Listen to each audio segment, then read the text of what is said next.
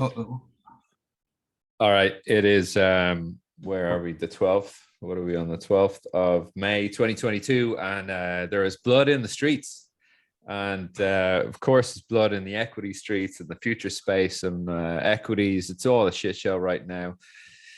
Fed's hiking 50 basis points ago for May, June, July.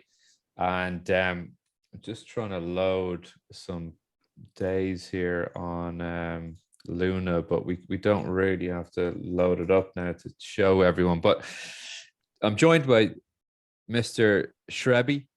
Did I get that right? Yeah, close enough. And our resident crypto man. And okay, basically Luna is getting absolutely decimated. I've literally heard just now that they're going to delist Luna from Binance, which is absolutely insane. But just, across the board, crypto is just getting absolutely hacked to death right now. So, what's going on? What's going on? So I guess to pick up from our last conversation, it's one, continued tightening by the Fed, which, downward pressure. So let's kind of keep that in the background as, that's the thing that's happening, that's weighing down everyone. All right. But what added to this whole shenanigans is the complete meltdown of UST, the stable coin. Now there's lots of discussion and speculation going around about how that actually came to be.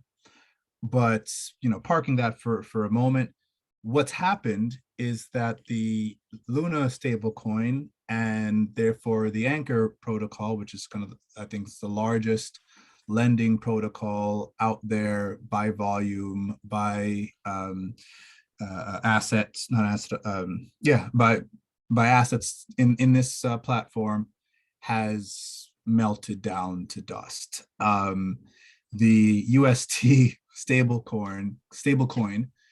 It may as well be corn right now, man. I'll take an ear of corn.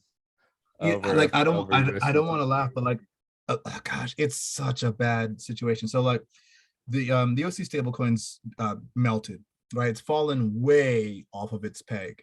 It got as low as I think 25 cents. And it's been bouncing wildly, literally between that 25 cents and it got back up to 98. Then it got back down to 35. So it looks like it's almost forming a range between 35, 40 cents and 75, 80. Now the Luna Foundation Guard in the meantime has pretty much deployed all their capital. So they've sold all their Bitcoin to try to defend the peg, therefore adding additional selling pressure to Bitcoin. Which, as you well know, once Bitcoin starts taking a tanking, everything else continues to go. Everyone jumps on the sled. Right. And it also drags down the remaining altcoins, right? On top of that, you then have, because it's a stablecoin meltdown, you then have the kind of systematic risk that lots of other protocols, other purchases were done using this, UST, the UST stablecoin and other stablecoins. So it's almost, some people are kind of liking it, comparing it to the crypto's Lehman Brothers moment, where where everything that just kind of come tumbling down. I think that the difference here is no one is going to bail out crypto, and it will be used as an excuse to regulate the living daylights out of stablecoin and stablecoins and kind of the market in and of itself, which is kind of like Yellen's wet dream.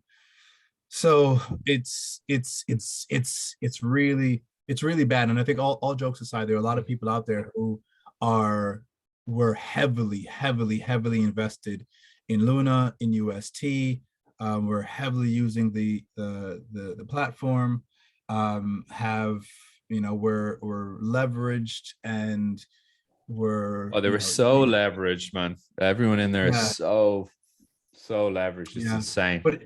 But even, but again, this is a situation where it wasn't like the leverage people that caused the flush, or the leverage people that are hit. Like, you've got hedge funds that are heavily exposed to Luna and UST. I mean, it's that asset that, really proliferated throughout, and because it was a solid asset, it was a solid, I say it as past tense, a solid was solid asset.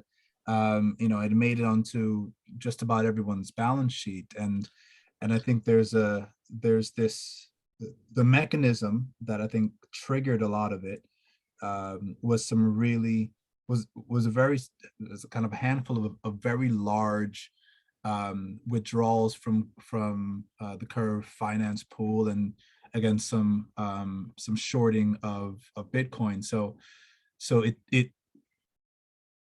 it seems as though there were some very, very heavy, heavy-handed moves which knocked it off its peg, and given the environment, that was almost like just a little tip off the cliff, and down it went. Everything else just kind of took care of itself. It was just a spiral down.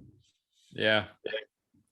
I heard they were looking for a 1.5 billion loan or investment this morning Oh, to really? try and stabilize the peg. But that's like trying to stabilize those, a peg privately. Like you're getting into sovereign funding levels, like, Bank of England, the Fed. Yeah, Not, it's just like 1.5 yeah. billion would just be the start of it. Like, they don't, I like, to give you, there's about 20 billion traded on like dollar or euro in any one session, like globally, FX. So if they Mhm. want to stand by the peg, 1.5 billion would last them about maybe 5 minutes of Yeah, peg. And once the street knows that that's all they've got, they would just absolutely crucify that prop, I, I think that's probably what happened. For lack of a better term, that they're, in some situations, their transparency led to, their demise. That people kind of realize, like, oh, wait a minute, you haven't automated portions of your, what do you call it, of your rebalancing.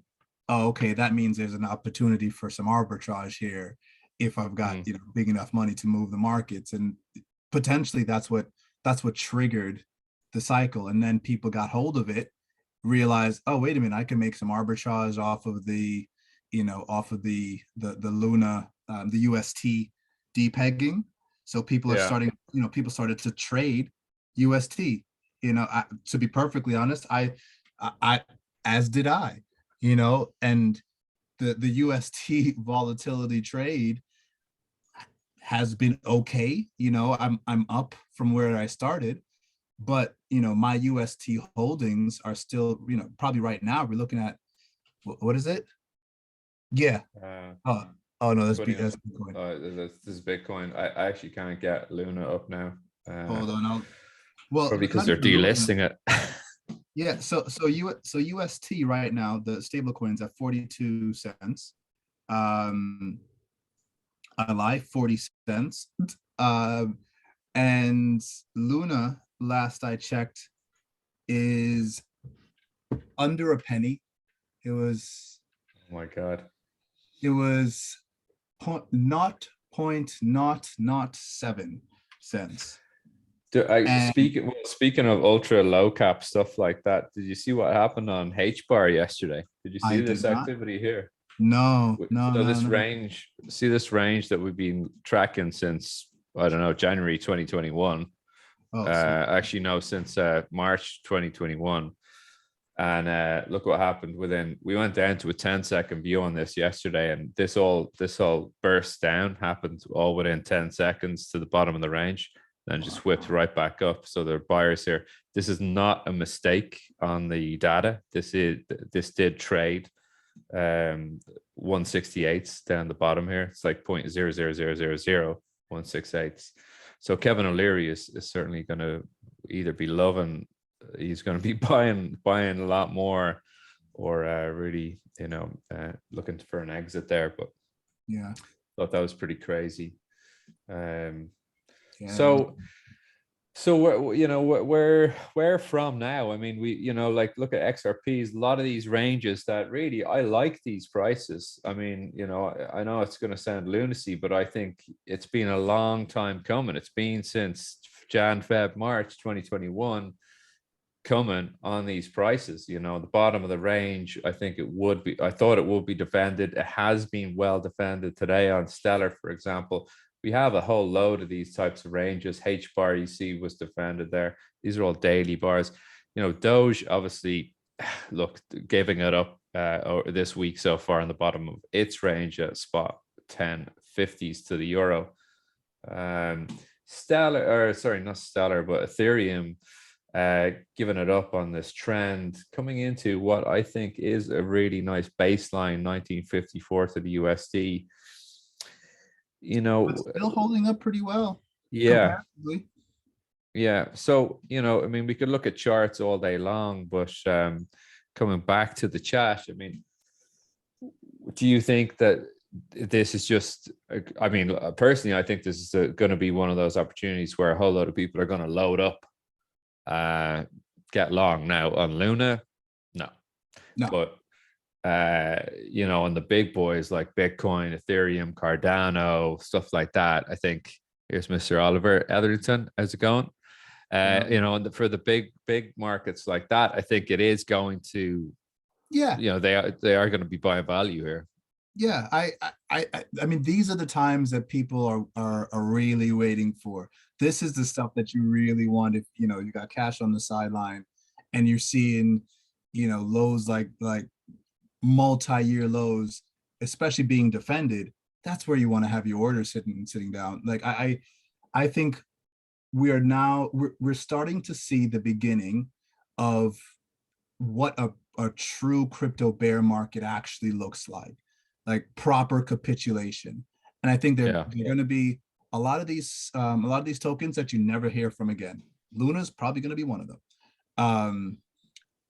But out of the ashes comes some of the stronger ones, and they'll continue to etch and climb up the ladder. So the ones that are really holding up well, ETH, Bitcoin's, it's still it's taking a hit, but it's still Bitcoin. It might come down all the way to 20K, and if it does, that's a steal. And then you've got your other. Then you've got these other flash in the pan, your Solana, your AVAX, and all that stuff. Some of those might survive, but I think they've still got potential left to bleed. I think there's still the potential for another hit, especially now that we've got the confirmation that the Fed's tightening again. We've seen inflation numbers at 8.4, CPI at 6. Rather the core at 6.2 or something. So it's high. It was higher than expectations. The expectation was 8.1 for inflation. So it's higher than expectations. It's not going down. Fed's hitting us with another 50 basis points. So after that, it's going to be another 100 basis points before the end of the year. It's right. So, like I said, I don't see this turning around quickly.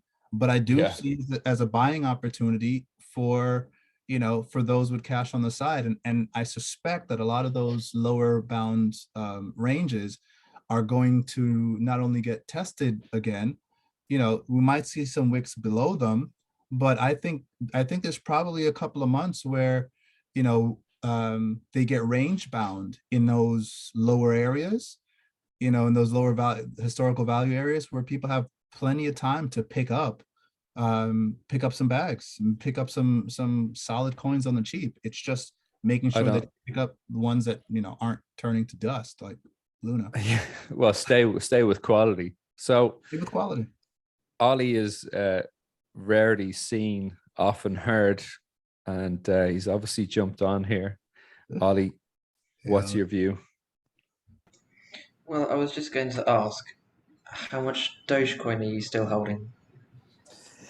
A lot. I have the original screenshots when we had our conversation probably 2 years ago. 2 years. I will Jeez, get them man, how up. time He's goes. got the Yeah. evidence. I no, I really don't I'm hold saving it for a good that day. much. I really don't hold that much to be too worried. I do have an auto buy system on a Revolut account that rounds up all my Right. rounded up change, buys Doge. So, you know, it's a bit of a laugh for me. I actually look any of these markets. I think there's some. I think Doge is crazy.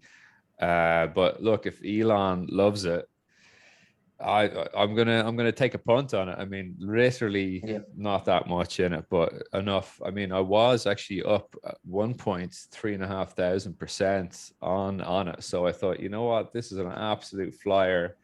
Sarah Caitlin as well on Twitter was in there as well on Doge. So I mean, look, I think we can recover this range. Do I think it's got utility? Hell no. Do I think it makes sense? Absolutely not. Does it trade technically? 100%. So look, I'll trade anything that trades technically with to a certain degree. But yeah, look, I mean, I think these markets generally have a long ways to go before we can even think about, getting up on the highs on even just the last 12 months. Um, But we're certainly coming into some really good areas for buyers here. If you are a buyer, if you do believe in these projects, these are going to be absolutely mouth-watering prices. Yeah. So, but yeah, let's see. Let's see. So what are you holding, Ollie, now? If you're calling me out my Doge holds, what do you got in the portfolio? I was talking to your brother. He's in quite a lot of stuff. Yeah, he keeps telling me about how he's trying to find more money just to buy more things. And no, I've only got tiny amounts of some Bitcoin and Ethereum, and I think I've got some Matic somewhere, and um, that's about it really. But tiny size. My trading account dwarfs my crypto account. Well, your main focus, so Ollie's one of the junior traders, rising stars on the oil book. So you need all your margin for oil, man. It's just buying Yeah. barrels and barrels. So stay away from crazy crypto land. madness. All right, we're gonna leave it there, and I will talk to you all later. And to people out on YouTube, yeah, keep the powder dry for now. All right, take it easy. Thanks, guys. Cheers. Just No.